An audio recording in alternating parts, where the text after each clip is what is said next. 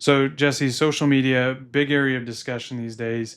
How does an entrepreneur, or anyone for that matter, grow organically on social media, like in 2025? Right. So I mean, organic traffic has definitely gone down since across Instagram, Facebook, TikTok's a little bit of a different animal, but the it's definitely gone down the organic as they've organic traffic's gone down as they implemented different algorithms, and I think algorithm becomes a scary word to a lot of different people, and I don't think So, it. what even is an algorithm? So the Like, how would algorithms, you describe it? yeah, it's at this point, Instagram and Facebook have AI features. Their whole goal as a social media company is to keep your attention as long as possible, right? Because the longer they have your attention, the more ads they can sell, the more money they make. That and so the goal for the algorithm is basically an AI system that tries to see what you interact with, what you look at the longest, and what your friends are looking at, and it tries to predict what you like or what you don't like that you'll interact with to keep your attention the longest, right? When you think about it, our world's kind of based off of algorithms these days because Yeah. similar in search, like in Google, like how they determine who ranks for what, it's going through all those factors of Hmm. like, okay, this website's talking about this, they talk about these other topics too that are kind of related. You Yep. got all these links going to websites, so maybe I should start ranking this one really well, Right. higher up in the SERPs and Right. in the Right. result And pages. the Instagram and Facebook, they're like their currency and how they make money is all attention. So that's what the algorithm is based to do, is try to Right. capture as much attention to as many people as possible, to keep them on the apps, right? So I break down organic traffic into three different columns. The first one is to be unique. So getting a new type of content that nobody else is doing, that is that helps you be successful because it is new. It You can use new tools that Instagram, Facebook, TikTok have all released, and if you've been on social media, they're always releasing new updates, new different ways to create content. It used to be that you really didn't create content on Instagram, and now Instagram's trying to capture all the editing and all that. They're trying to implement more and more into the system so that way you're only on the app. They want to make it as easy as possible to basically stay on the app and to keep as much attention to the app. And so using their new features is a good way to be unique because as they come out, being the first ones on top of using those can be helpful. You mentioned so you utilizing some of the new features that these platforms come out with.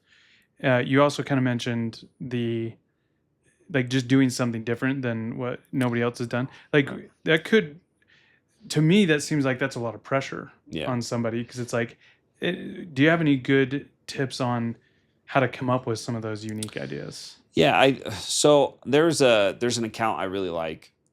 It's called the Whiskey Noob, right? So it's a guy that literally just drinks whiskey. He has just a simple wall with a couple whiskeys behind him, and all he does is like taste test whiskey and gives his opinion. And he's not saying he's like a huge connoisseur. He likes whiskey and he knows that, and he'll like tell you what he's tasting and stuff like that. And he'll actually he's created a little board, and it's become more and more complicated as his thing.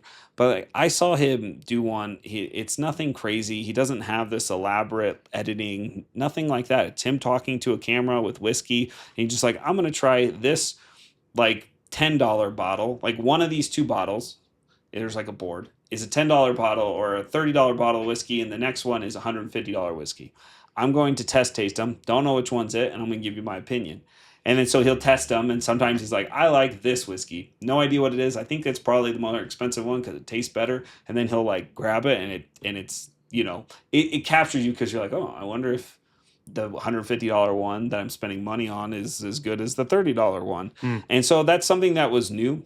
It I've never seen anybody do that before. It was pretty stripped down. It was pretty basic, but it was something that he came up with that nobody else was doing. And it became very unique. And he's a huge channel now, or Instagram page, which Uh, is really cool because that he's become a really cool creator, and I still follow him. And I remember following him at 2,000 followers because I just thought, wow, this is pretty cool what he's doing. Hmm. So That kind of reminds me of a channel I saw. And sorry, I don't mean to no, you're good. distract from the message here, but just to kind of give another example, there was a channel that I've seen. I don't know if you've seen this, but it's basically a guy that races objects and stuff like that on a treadmill.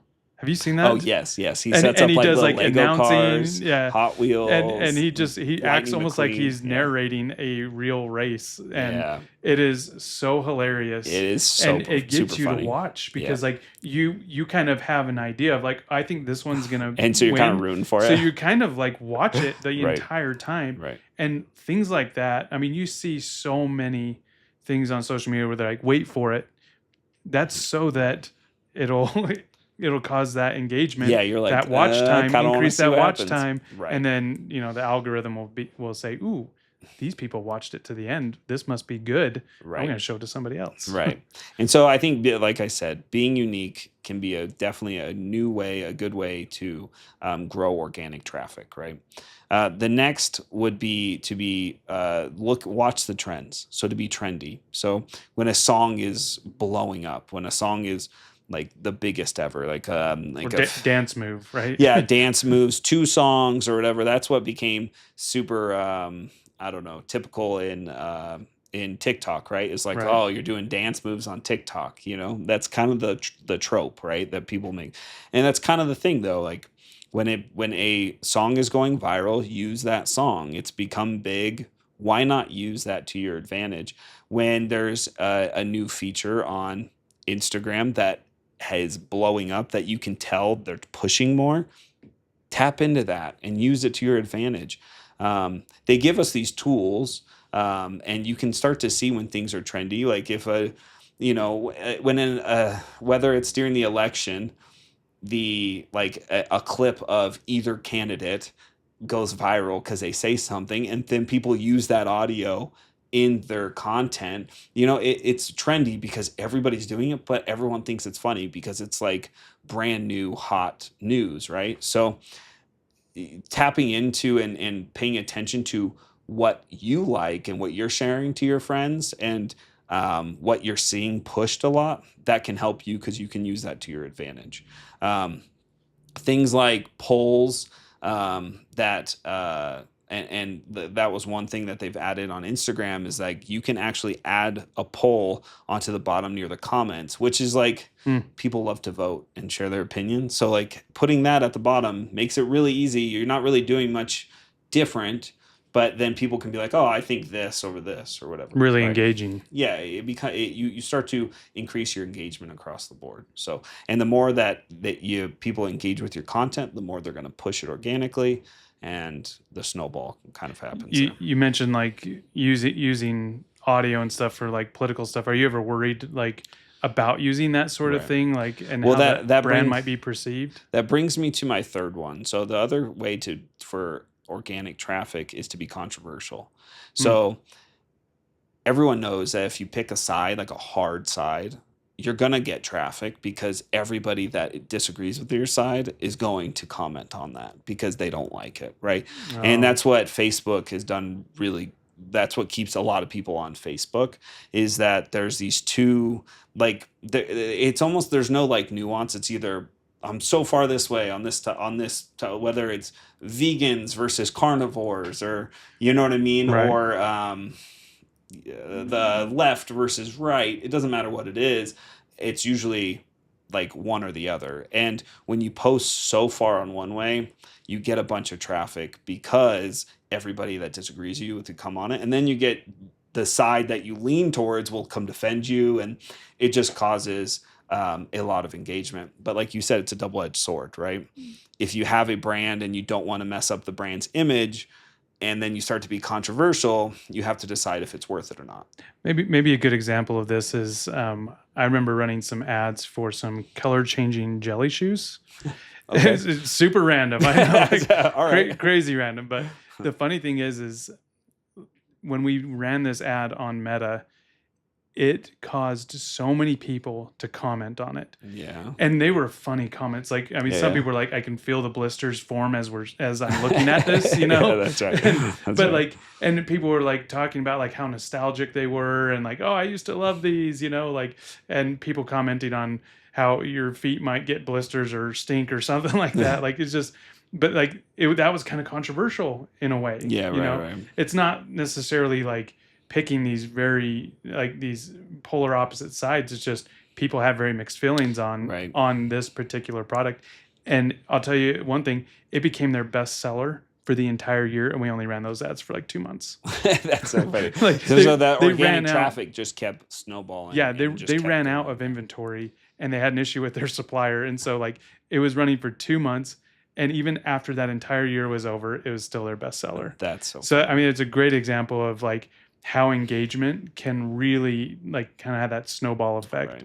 to really push it to more eyeballs. Yeah, and like so I have a client that during one of the elections they wanted to push towards a specific side, and they're like, we don't care, this is what we believe in, and so we know pushing towards that side we're gonna get some hate, and that's fine, we accept that, but we actually think the benefit of us as a company being authentic and picking a side will actually gain more people to come to to come buy our products. Right. So they made a conscious decision. It's okay if we're going to be controversial. We're going to go with it anyway. And if it ends up being bad, oh well. It end up being good. They end up selling a lot of stuff and products that year and during that election cycle. And it's just like you said, double-edged sword. You have to be able to, if you're going to go down the controversial route, you have to be able to accept the consequences. Right. That if it goes south real fast. I also wonder too if it can be a little liberating. Like if think you're a so. smaller company and like you don't have a lot of like diversity or something like that, and you're like, hey, I'm going to choose this side and we're going to post like election stuff on one side, you know? Yeah, right. Like if that's what you really believe in, that would probably be a little liberating to do those things because you're not worried about offending. You Right. know it's going to offend some people, but you feel like the trade-off of the engagement is worth that risk. And I think authenticity comes across really good Yeah. on social media. So if you're authentic to the brand and yourself, and this is what we stand for, I think it can be a really big asset versus just being lukewarm. But there's also times where people are like, I do not care what your opinion on this Right. topic is, so don't post. I Like, just it doesn't wanna matter. buy I this. just like this product, and Yeah. I have a cool part, and So so it might depend on what you're selling. yeah, Like, for sure. if you're selling something that just has absolutely nothing to do with any sort of political view or whatever, Right. that's the easiest one to identify as a controversial topic. 100%, yeah. But Like we said, diet's another one. If you want to be Oh, yeah, vegan versus yeah. carnivore, right. Or But if what you're selling doesn't have anything to do with the controversial topic, and if you can't like weave it into it, you know, put it in, like then just don't do it. right, you right, know. right. So, yeah, those are the 3 ways that I would focus on to gain organic traffic without Meta ads or without TikTok ads, right? So you're going to be unique. You're going to look at the trends and follow the trends, and you're going to be controversial. You can pick one or do a little bit of all 3, but those are the 3 ways that I think you can focus on as you make your content for your social media platforms. Hey everyone, thanks for joining us on our Launching Pros podcast. If you like what you've heard, we are available on all of the popular social media platforms, on YouTube, podcasts. Please subscribe and follow us on those channels. And share this with anybody that would benefit from hearing the news, the advice, or the tips that we're giving here on the Launching Pros podcast. We're here to help you grow and scale your business.